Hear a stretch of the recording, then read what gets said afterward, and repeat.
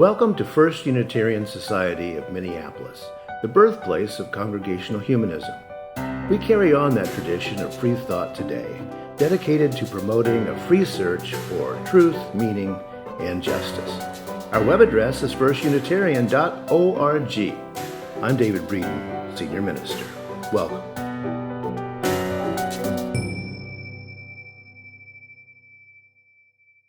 I believe in gifts wrapped in stinky paper. And that part of the gift is unwrapping it. It can be some stinky business indeed.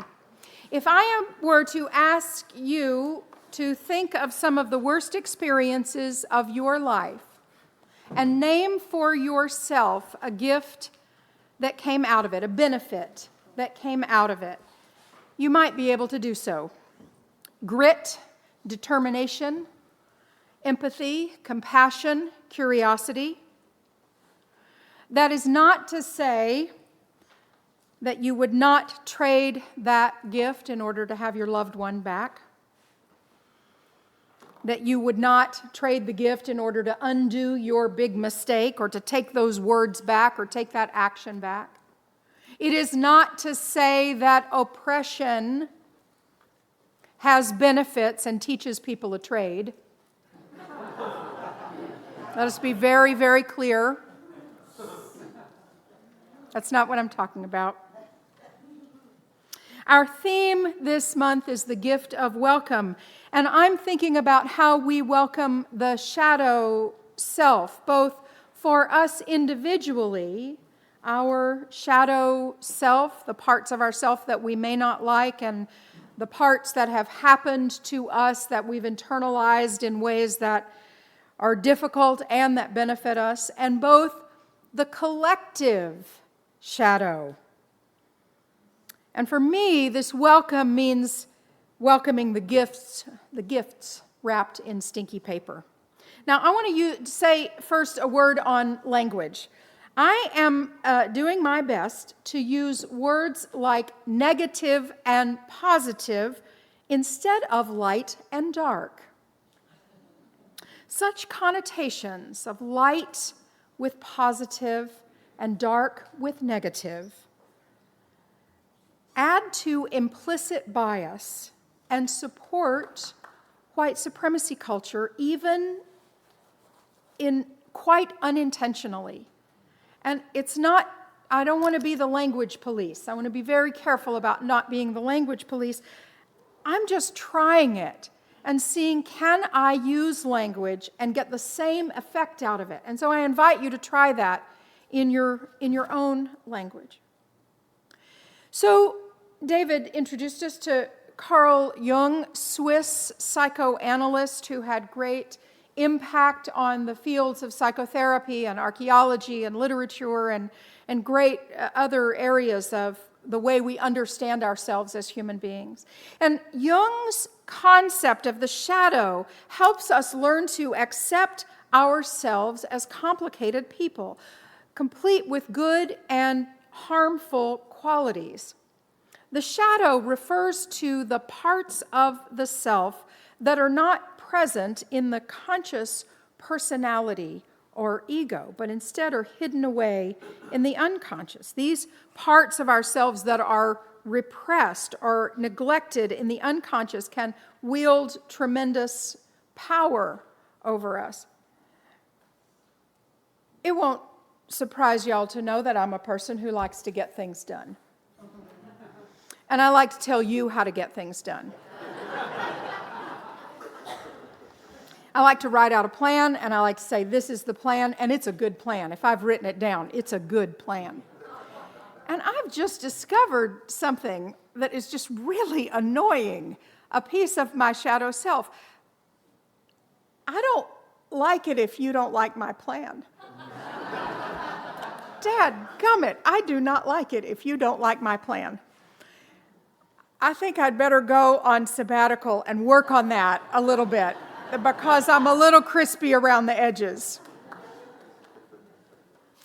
Being able to name and to know the parts that that may come out sideways, right?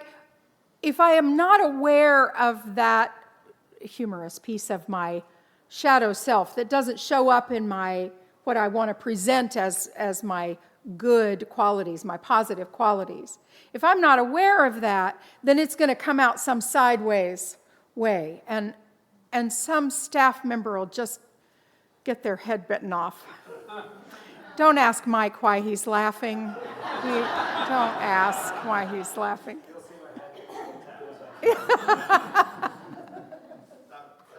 So the gift of welcoming both the positive and the negative parts of ourselves, of being open to unwrapping the stinky paper and looking at the parts that we would rather not, is that when I do that, I have less chance that I'm going to hurt somebody unintentionally, right? So some folks consider that sadness or rage or laziness can be manifestations of the shadow. Now, a part of the collective shadow is our culture. Our culture is the demand to be happy and productive all the time. And if you're not, we have a consumer item that can help with that. The shadow is culturally prescribed. What might be considered a shadow in one culture is not necessarily considered a shadow in another. So and has context in terms of time, a sense of laziness or slothfulness. Listen to one of the 7 deadly sins poking its head up there. May be completely reinterpreted in the light of writer and activist Tricia Hershey's work as the nap ministry, who says you get to rest not because you've earned it, but because you are a human being and the body needs rest. And capitalism has told us that we must be productive all the time and to rest because it's our birthright is countercultural. So naming that as a different way of embracing that sense of, if that's not shadow, I'm owning that, not as laziness. And if you think it's laziness, I don't care. Dang, I do need a sabbatical. Crispy. There are a couple of broad theological schools of thought that I want to lift up here. One is that everything happens for a reason, and that something keeps happening until we learn a particular lesson. You've probably heard this, everything happens for a reason. I don't subscribe to that particular school myself. It strikes me as manipulative on the part of reality. Deterministic, predetermined. I prefer this theology that life happens.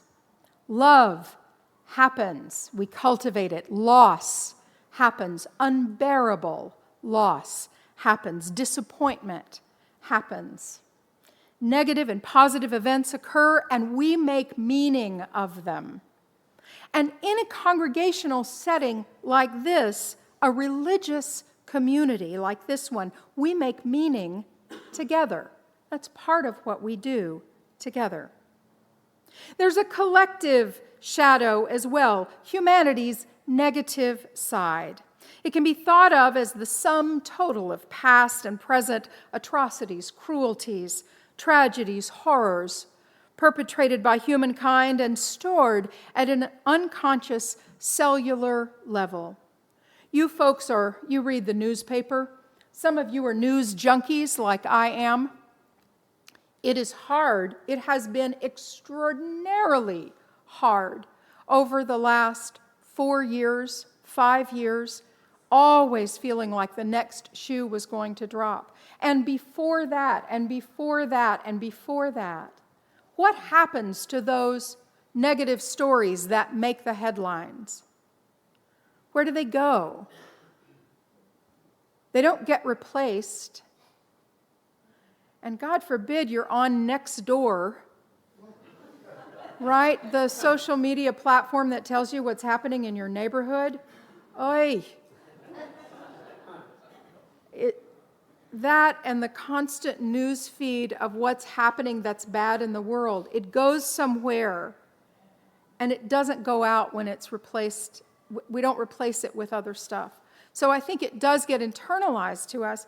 David has said that one of the reasons that we name humanism, that we focus on the human animal, is not because we are the pinnacle of evolution, but because of our capacity for both good and ill in the world. The power of our collective shadow and the power that we have for collective good. It seems to me that to lift up humanism as if humans are the be-all and end-all, or somehow replace what is holy and good in the world, is to miss the mark of what's the top. We're not. The pandemic virus showed us pretty well we're not the top, right? Insects outnumber us by billions and billions and billions. The bacteria in your body alone outnumbers you by billions and billions, right? We're not the top. But our capability for good and our capacity for evil make us unique on this planet. And so it seems to me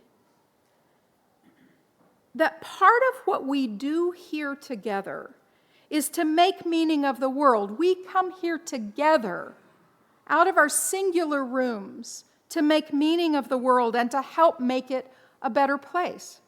You come to me regularly with ideas for how to join up with each other and make it better for others.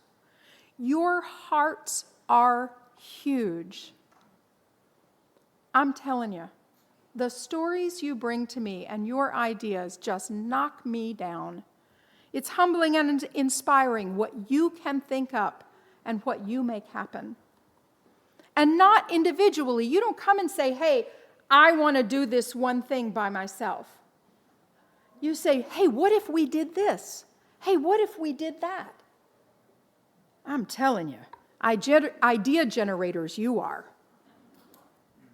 I imagine this as our meaning-making of this collective shadow, a gift wrapped in horribly stinky paper out of all the damage that human beings have done. You say, not anymore. You say, we will take a stand in the middle of it and speak to the power of love, speak to the power of what humanity is capable of. We take a stand for the positive power of humanity to reverse the damage at that cellular level. So we read to the children who come to school here, and we welcome refugees, and we cook, and we eat, and we sing, and we garden together, and we try to change laws, and we teach our children, and we knit, and we read, and we bike, and we play in the woods, and we cook, and we clean up, because this is how we participate in healing the collective shadow.